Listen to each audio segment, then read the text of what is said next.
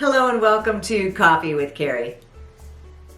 Thanks for stopping by today and being a part of the conversation.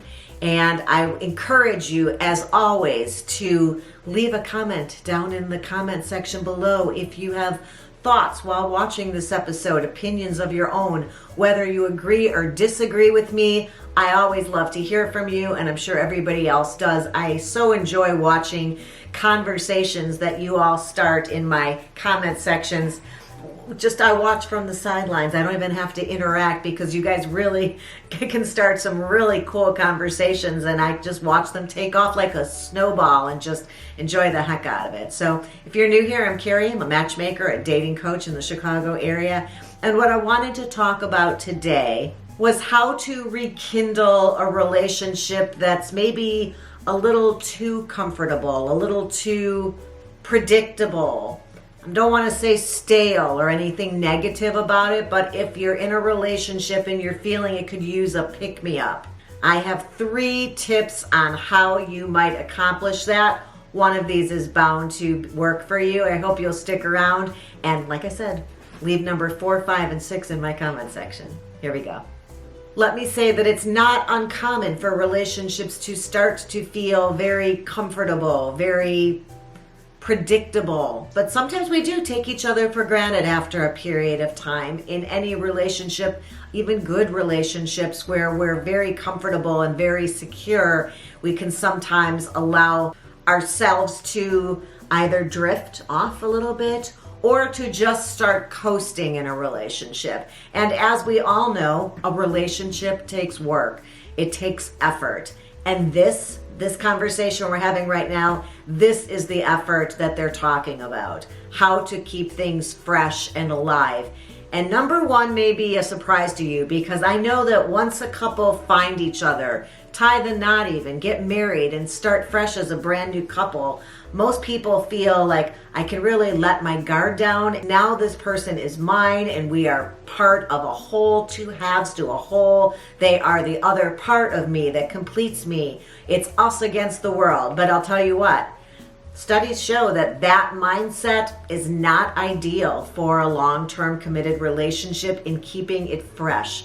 What's going to help you more in that scenario is to realize in different ways, and we can talk about this, that this person is choosing you every day, that you have not, no matter how confident you are that this is a great and lasting relationship, there is no such thing as locking it down. And you're much better off if you don't ever believe that you have locked it down and this person is yours for all time. If you truly realize that they are a separate individual who's making a choice to be with you every day, you will be putting a different type of effort into maintaining this relationship. You will be putting a different amount of effort into this relationship to maintain it.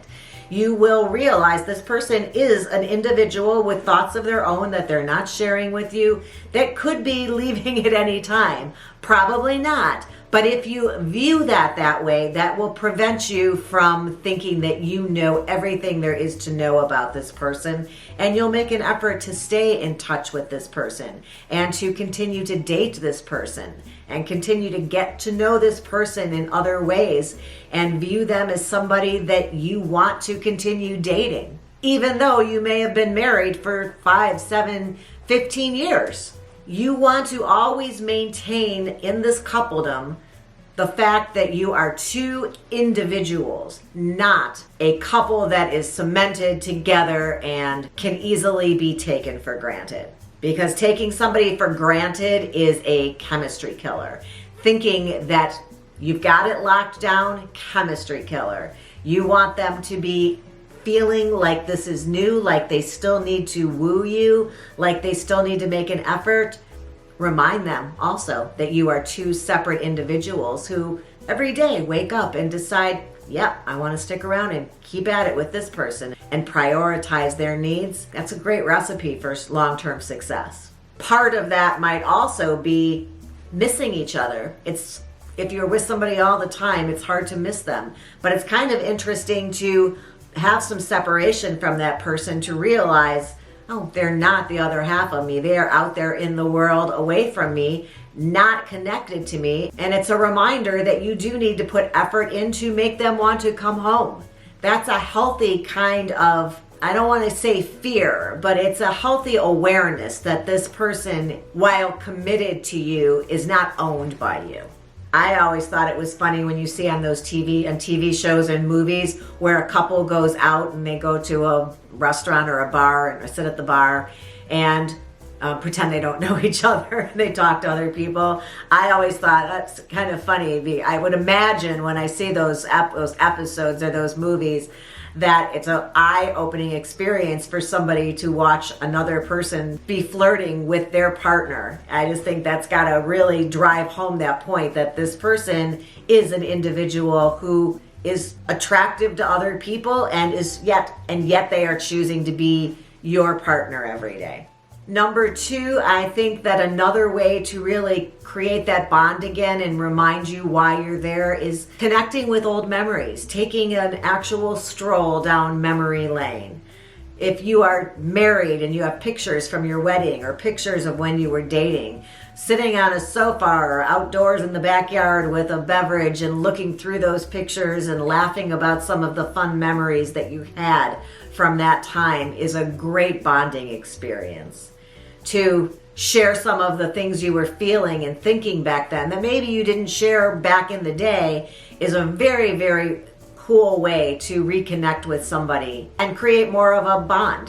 And it's really healthy to remind yourself why you chose this person, to look back at those times and have those feelings and those emotions come to the surface and remind you of what you felt when you decided you did want to be a couple with this person.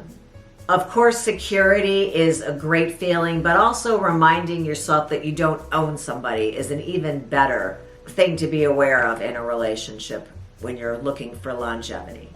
And then finally, number 3 would be to either one, cook together. There's something about preparing a meal together that acts as a little bit of cement to that coupledom, to that commitment. Creating something together and then sharing in it, there's just something there emotionally that is a nice bond.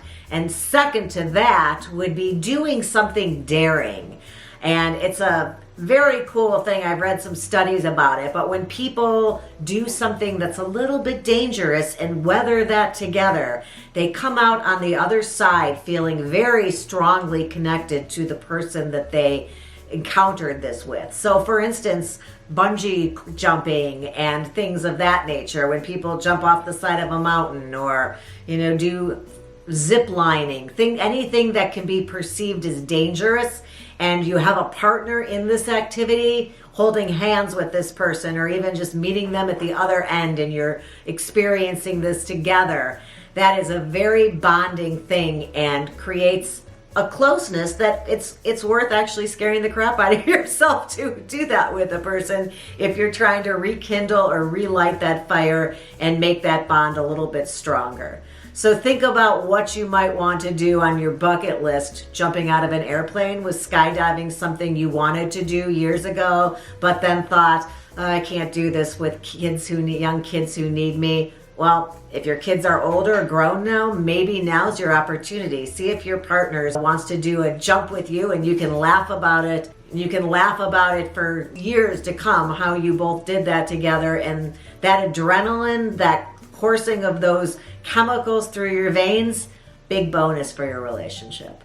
I hope you found this helpful or at least interesting. If you did, I encourage you to give it a thumbs up, and I would really appreciate you subscribing to my channel. Obviously, it's free, doesn't cost anything, but it really helps me out a lot here on my channel to keep creating content. If you hit that ring bell, you'll be notified every time I upload a new episode, and I'll look forward to having you back again soon. Thanks for being here today, and until the next time, have a good one.